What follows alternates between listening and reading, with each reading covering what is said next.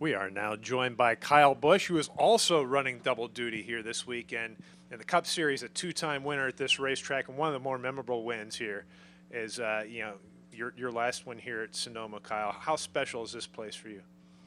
Yeah, I mean, it's been a good racetrack over the years. We've had some nice runs here. It's always been kind of fun as road courses. I grew up kind of just teaching them as a off weekend, just an opportunity to go out there, have fun, and kind of let loose and let the results be what they are. So that's changed, obviously, more recent years with there now being 4 or 6 road course races a year, and now guys really focusing on that and becoming better at that. So, you have to be more on tune with what's going on in being able to run left and right hand turns and all the shifting and everything that's involved in that too. So, but yeah, I love coming out here. It's been a good place. Winning here in 15 was certainly, really, really special to get back on the winning train and to carry that on to our first series championship. So that was nice. Good deal. We're going to open the floor for questions. If you have a question for Kyle, go ahead and raise your hand. We'll get a wireless mic to you. Start back with Jerry. Jerry Jordan, Kicking Tires. So kicking things off, I asked Austin about his, life in the fast lane. Talk about Rowdy, which is obviously coming out, and we're getting some teasers on that stuff. I mean, for anybody that's been around the sport for a while, it would nothing in there's anything new. More so for the casual fan, if you will, to learn and understand a little bit about, or if you're a newer NASCAR fan and only been around for, I guess, the last 5 or 8 years, you don't necessarily know the whole history of where I came from and what all went down in the early days. So, just kind of giving a whole lineup of that. Feel like, the film's okay. There's definitely some elements that got left out that just timing just wasn't enough time to show that. So, wish we had an opportunity to do something more of, the Jordan feature that was, 8-9 hours worth of film that was put out. So, but it is what it is, and looking forward to people to understand a little bit more about the Rowdy background. And one thing regarding the track here this weekend, you'll get a first-hand look at it with the trucks. But it comes into play in turn 4 with the turtles are gone now. But I guess the drivers, as Austin confirmed, that you guys aren't. Y'all went to NASCAR and asked for that to be gone. How would have that played out if they wouldn't have removed those turtles in turn 4 with the bumps there? Yeah, I'm not sure exactly, but I feel like with the toe links and everything on this car, we would have been bending front and rear toe links.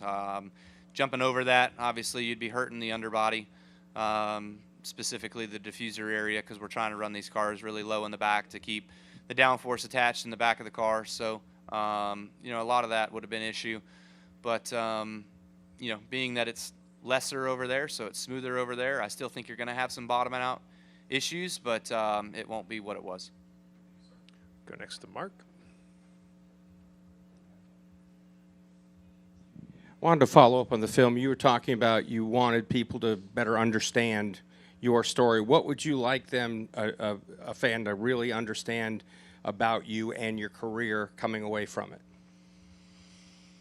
It's a good question. I don't know. Honestly, nobody's asked me that. So I guess I don't know. I feel like anything running through my mind, I'm trying to interpret it as people would understand me talking about it, and all it comes across as whining. So I'm going to have to think on that one first. Do you feel misunderstood? I mean, Great point. I mean, at a lot of your career, I think it would be safe to say that a lot of stuff that has happened, you've either been misunderstood or misinterpreted. Would that be fair? Yes, that would be very fair. I feel as though there's been a lot of instances and scenarios where there's build-up to certain actions, and I don't feel as though that build-up is ever been characterized, to get me to that point, to get the pot to finally boil over. And so to showcase a little bit of that, and that's one of the other points of the movie that was not fully given in there was some other boil-over points. So anyways, that's just kind of a part of it. But, when you come in to the sport off of, your brother's name, who got me here, so he is due credit for that. But you're booed in your first race, You know, driver intros, qualifying third at Charlotte Motor Speedway for an Xfinity Series race, and you're booed. That doesn't really, I guess, bode well for the remainder of your time. I'd like to also ask a little question because we got the break. Nashville last year, you didn't get the finish you wanted, but you led some laps. I think you finished 11th, I believe. What did you think of the race, and how good a race do you think we'll see with this next-gen car at Nashville? Yeah, no, I thought last year's race was really good. The racetrack really widened out, really became a driver's track where you could move around. You know, the bottom's where it all started, and we kind of moved around. We made it about 3 lanes wide. I don't think I've ever seen Nashville 3 lanes wide. But it was a good show, good place to run around. But unfortunately, I still felt like I got stuck in traffic at times and just couldn't make as much time up as I wanted to when I needed to. So I feel like we'll see some of that this year as well. And again, still hoping the track widens out like that so you can have places to go. Next to Adam. Yeah, Adam Carabine from RacingRefresh.com. I was just going to ask about the truck race. Does that give you any sort of carryover or some sort of learning that you can bring to the Cup race on Sunday? Yeah, I mean, that's kind of the purpose, I guess, of doing it, but also doing it just because the trucks haven't been here in 20-something years. So I feel like it was a really cool opportunity to get back out here. Kind of one of the racetracks that was on the original schedule of the birthplace of the Truck Series, you know. So gives me that chance to come out here and race on the track in which, you know, was on the schedule back in 1995, 6, 8, whatever. So look forward to that part of it. And then as well, just being so hot today, the tires are just going to melt, you know. So not sure how much you're really going to learn today, but it'll still be a bit like this tomorrow. But then Sunday cools off. So you'll see a lot of difference throughout the weekend with track condition. And just wanted to follow up also, ask you about the carousel, which is not here this weekend. It's the chute instead. What's your preference? What do you think? I can go either way. It really doesn't bother me much. I enjoyed the chute here. I ran the carousel in 1998 when I ran the Legends Cars Nationals here and finished third in that. But we ran the carousel, and it was fun. Enjoyed it. And then the last year, you know, we got to do that as well, too. And now we're back to the chute again. So really it doesn't change, I don't think, much of the passing zone. What you gain in 4, I feel like you still kind of have half as much in 4, but then you have half as much through the carousel, so that equals out.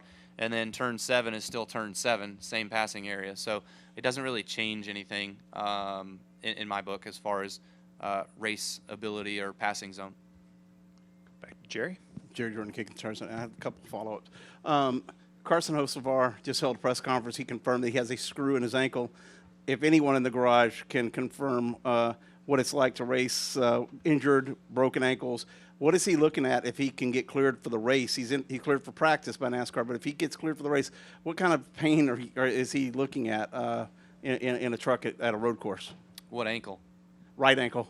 Not that bad.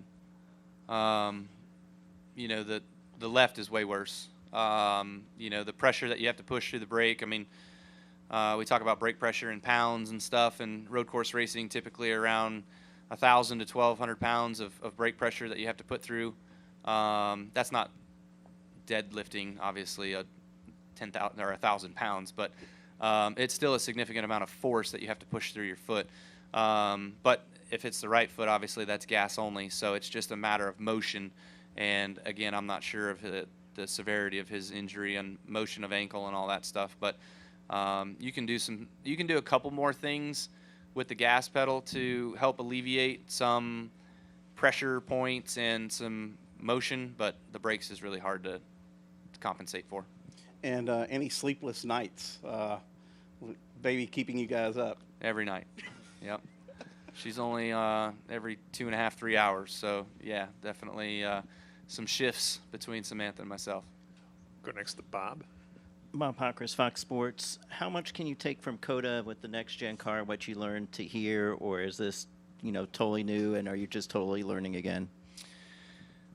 I mean, yeah, that's your only road course race that you have so far, but then you've got to take into consideration that COTA is a relatively flat road course. There's not a whole lot of elevation change there. So there's not a whole lot of load variance, where here you have good load in up the hill in 1, you've got good load in 3, you've got reverse load off of 4, reverse load off of 9. So, you know, in those particular areas, you're trying to work through that in sim as your differences between COTA. So however you can target that information will help you here. And then when you go to a place like Road America again, I feel like that's going to be really, really way more closer to COTA than it is here. Next to Mark. I wasn't going to ask this, but why do you think COTA and Road America sort of match up?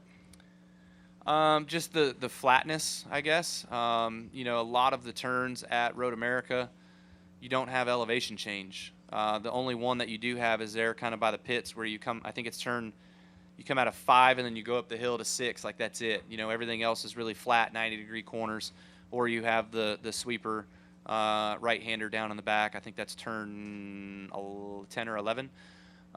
So, you know, it's way more similar to COTA than here, where you're turning while going uphill and stuff like that.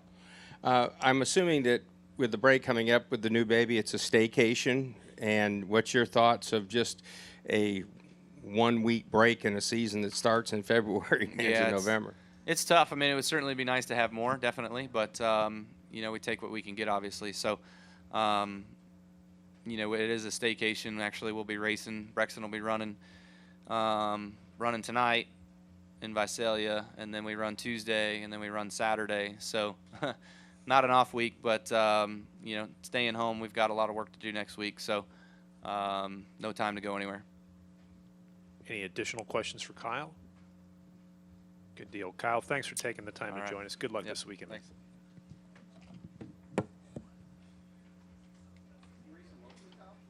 Visalia, which is about 4 hours away, but we're flying.